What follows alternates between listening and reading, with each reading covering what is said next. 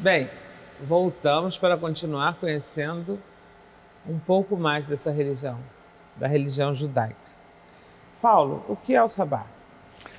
Sábado é o dia de descanso. Como está no Velho Testamento, Deus criou o mundo em 7 dias, ou melhor, em 6 dias. No 7º ele descansou. Então, segunda, terça, quarta, quinta, sexta, o 7º dia é o domingo, é domingo, segunda, terça, quarta, quinta, Dominus é 1, segunda, terça, quarta, quinta, sexta, e o sábado é o 7º dia, que é o dia do descanso.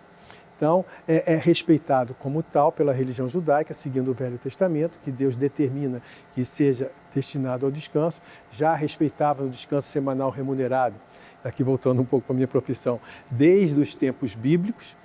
Posteriormente, isso foi agregado à legislação mundial, propriamente dita, não exatamente no sábado, mas o repouso semanal remunerado. Nós, judeus, já tínhamos isso desde a era bíblica, que o sábado era o dia de descanso. Não se trabalha, não se deixa seus escravos, na época eram escravos, né, lamentavelmente, mas era como funcionava na época, nem seus serviçais trabalhar, nada funcionava no sábado. Inclusive, não se pode hoje acender luz, não se pode pegar condução. O sábado é literalmente destinado ao descanso e às rezas, às orações ao Senhor. Não só o descanso, mas as orações de agradecimento. E vocês começam a contar ele a partir de quando? Nós usamos o calendário lunar, não é o calendário solar. Então, o nosso dia inicia-se com o raiar, com o aparecimento da primeira estrela e se encerra com o raiar do sol do dia seguinte. Então tem horário certo para aparecer a primeira estrela, segundo o calendário lunar. Então a partir de aproximadamente 5h30, 6 horas... De sexta-feira. De sexta-feira até 5h30, 6 horas de sábado, que dura o Shabat ou Sabá, como você me perguntou. Bem, nessa época que a gente comentou anteriormente, em que os judeus tinham que ficar meio que anônimos, eles tinham problemas para contar as estrelas, né? Exatamente. Tem muitas crendices populares que a gente sabe que existem, mas as pessoas não sabem muito bem de onde vem.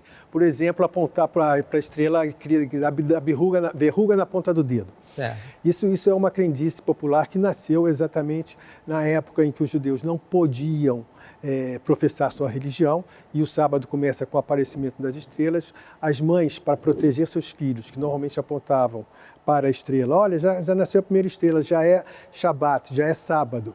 Eles inventaram que nasce verruga para que elas não fizessem isso, para não se denunciar. Então essa virou uma crendice popular, que é apontar para a estrela da verruga na ponta do dedo, entre outras.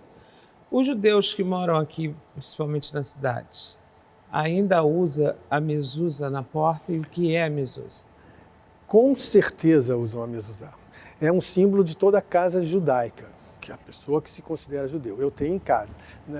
Segundo alguns rabinos, tem que ter em todos os portais da casa. Ou, segundo outros, basta ter na porta de entrada da casa, tanto a entrada de serviço como a social, não importa. Tem que ter nas duas entradas da casa. A mezuzá é um símbolo, lá dentro tem uma reza, dentro da mezuzá. É um símbolo que nasceu na época do Pessah, da Páscoa judaica, que é o Pessah, passagem. Por quê? A gente fala em inglês Passover, que é a festa da passagem, que significa que no 7º castigo do faraó do Egito, que era a morte dos primogênitos, Deus mandou Moisés falar para todas as famílias judaicas matar um carneiro e marcar com sangue a porta com um traço. E esse traço é a mezuzá de hoje.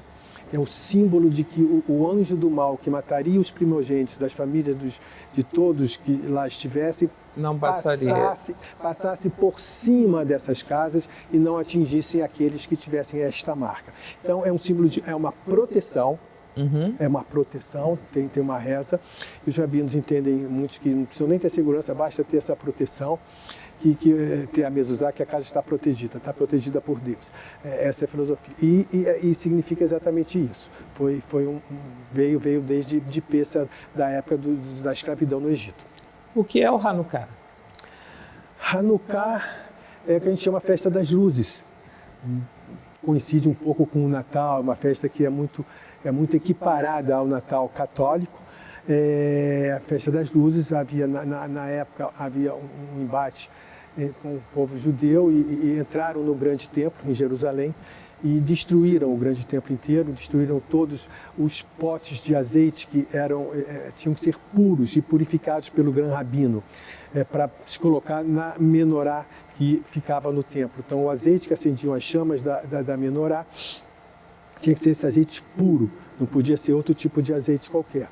E com a destruição e barbarizando todos os potes de azeite, quando os judeus voltaram ao grande templo, encontraram um único pote que não daria nem para um dia, mas pelo milagre durou 8 dias. Então, a gente chama de festa da luz, que esse pote de azeite acendeu, que era o tempo que demorava exatamente para se produzir mais azeite purificado desta forma. É verdade ou fake que durante o Hanukkah os judeus têm que fazer um ato social, se doar socialmente? Não, é verdade, vários atos sociais. Bom, primeiro as crianças ganham presentes, você tem que fazer uma doação, você tem que dar algo de gostoso de comer para seu semelhante. Realmente, dentro da religião judaica, a preocupação com o outro, com o terceiro, é muito grande. Existe uma expressão que é Kol Israel Arevim Zelazé. É uma expressão em hebraico que todo judeu, todo integrante da comunidade do povo judaico tem que se preocupar um com o outro. Perfeito. E também tem o conceito do Tikkun Olam, que é o de doar, a fazer com que todos os seus semelhantes tenham condições mínimas de sobrevivência. Então, em Pêssar já tem uma obrigação formal de dar alimento, um doce, alguma coisa a seu vizinho, a pessoa. Perfeito. Agora eu quero que você me ajude aqui com a pronúncia. Qual é a diferença entre a Menorá e o Hanukkah? Hanukkah. Exatamente. Se você olhar aqui nessa sinagoga, você vai ver aqui no nosso lado esquerdo e no nosso lado direito, tem duas esses candelabros. São esses candelabros, exatamente. São duas menorot, que é o plural de menorá. E você vê que elas têm 7 braços. Mas tem como... A Hanukkah tem 8.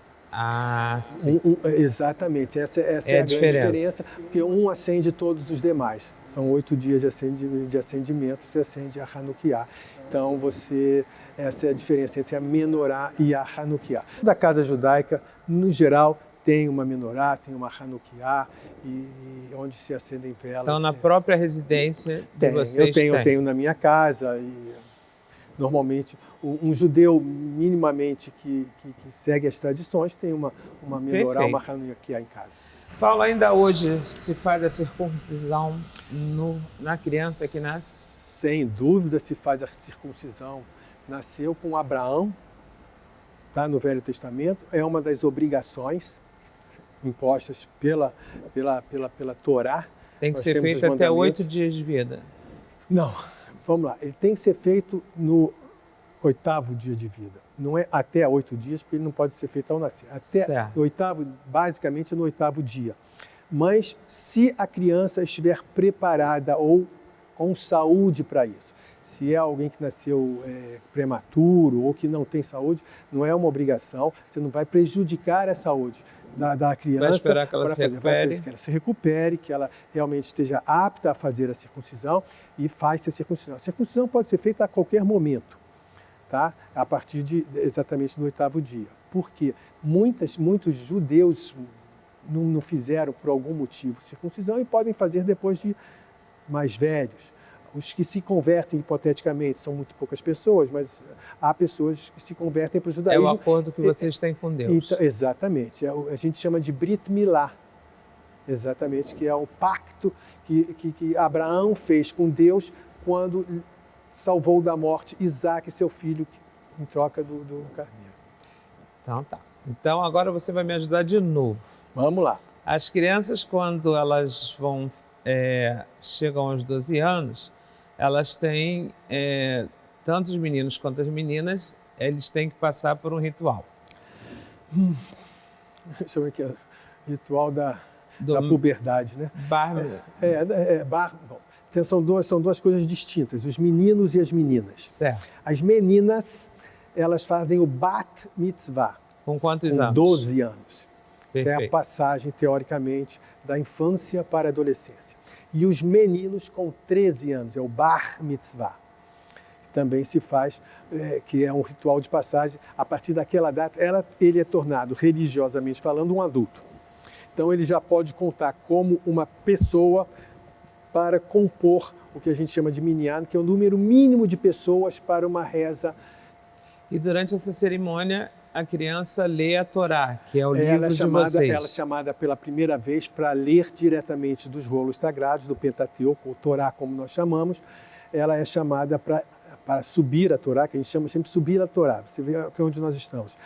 A nossa Torá está aqui dentro desse armário, não pode ser aberto, a não ser com algumas formalidades. Nós estamos, a gente fala subir a Torá porque é uma honra, você sempre sobe, você ascende a Torá. Então ele é chamado exatamente nessa idade para subir a Torá, o menino. Os homens judeus usam o kippah. O que significa? Significa respeito ao local que você está, você cobre a cabeça para entrar, que é o respeito ao local. Significa basicamente a mão de Deus, para te lembrar que tem sempre alguém ou algo acima de você. Você não é o dono de tudo nem da verdade. E, se mal comparando, os que os cardeais usam em Roma. Também. Também, basicamente, o simbolismo basicamente é o mesmo. Para lembrar a todos, é um símbolo até de humildade, para lembrar a todos que existe alguém acima. Muito bom. É fake ou real? Toda sexta-feira, antes do pôr do sol, tem que ser feita uma faxina e acender pelo menos 2 velas. Não é fake. Como eu disse, o sábado é o dia do descanso, então você tem que se preparar para esse dia. Tem outras faxinas, outras lavanças, vamos dizer lá, coisas que na Páscoa você lava tudo, a faxina é muito maior, você não pode usar nenhum material que você usa na semana, no dia a dia normal, você tem que usar um material especial, que ele é lavado todo especialmente para a própria Páscoa, né? Pessach, que eu chamo. Agora, na sexta-feira, em respeito ao sábado, você faz uma arrumação para receber, a gente chama até o sábado de noiva, né? A gente chama o sábado para receber a noiva, que é o Shabat. Então a gente chama, a gente lava a casa, vai a casa e acende 6 velas no início do Shabat e ao final do Shabat. Inclusive faz-se uma cerimônia que se chama Avdalá ao final do Shabat, que é uma vela trançada que você também acende.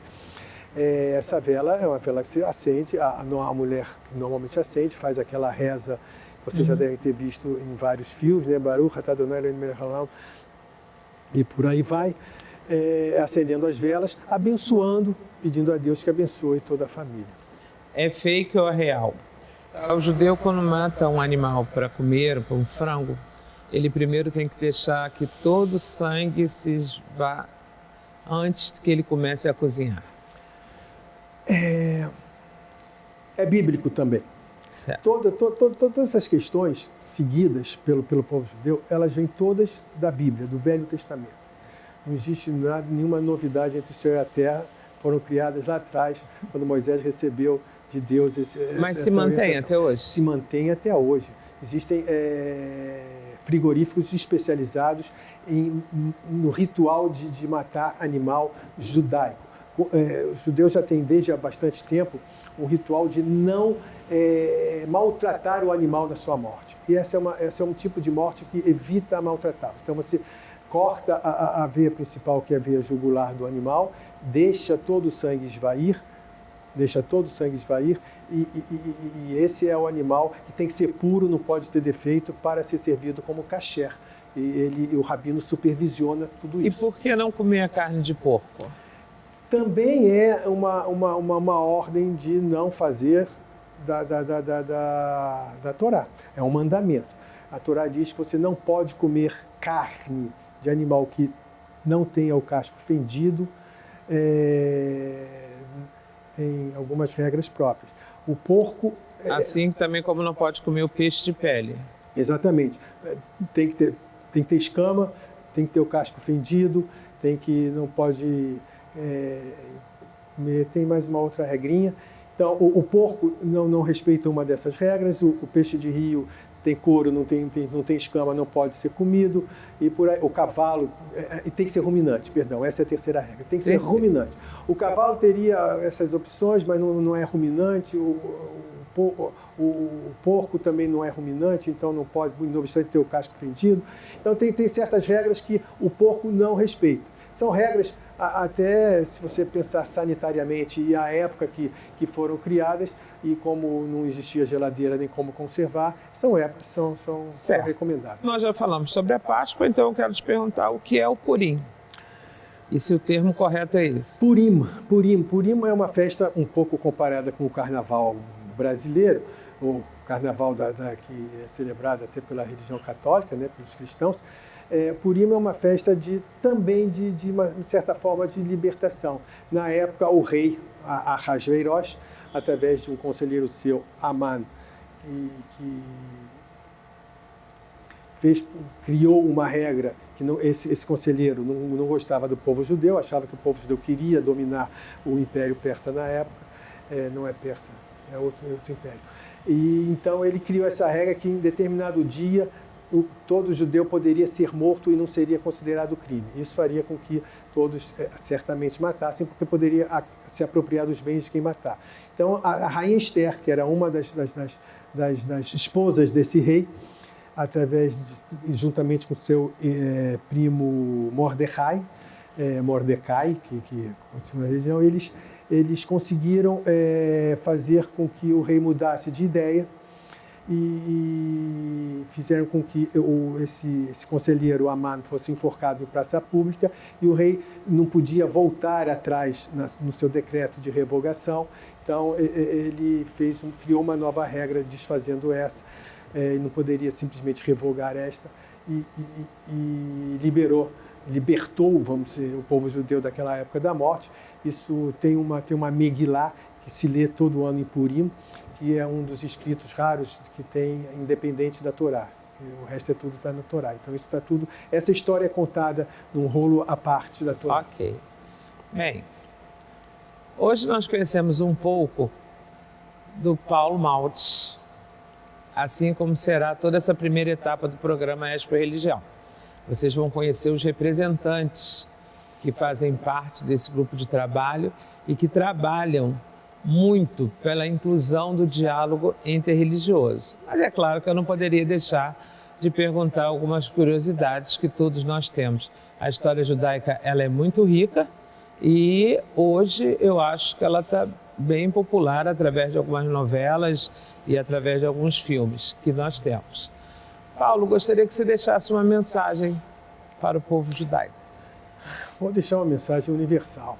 Primeiro eu quero agradecer a Expo Religião, aqui essa entrevista, essa oportunidade de esclarecer um pouco todos os telespectadores com relação à minha religião, a religião judaica.